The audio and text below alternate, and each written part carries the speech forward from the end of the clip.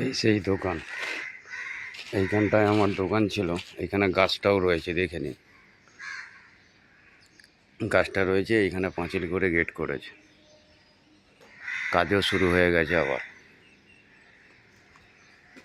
দেখে নিন চুরির হিসাব, কত বড় বড় বিল্ডিং করেছে। আমরা সাধারণ খেটে খাবো, আমাদের খেটে খাওয়ার জায়গা নেই। যারা চুরি করছে, ডাকাতি করছে, তারাই কিন্তু এইসব জায়গায় দুনিয়ার কাজ করছে, কিছু কেউ বলতে পারছে না।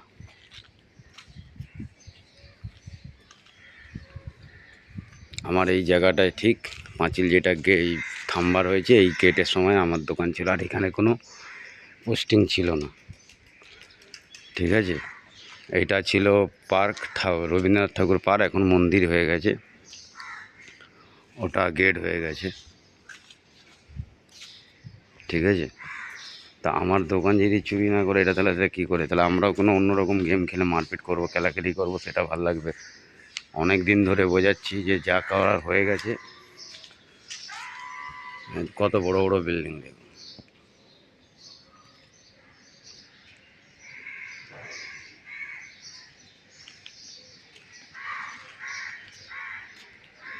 এই জায়গাটায় আমার দোকান ছিল,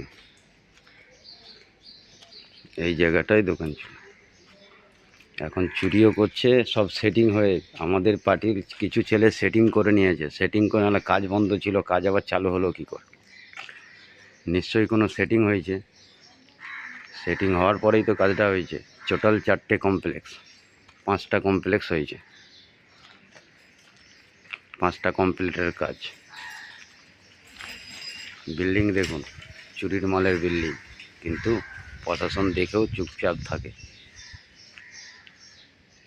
এই জায়গাটায় আমার দোকান ছিল।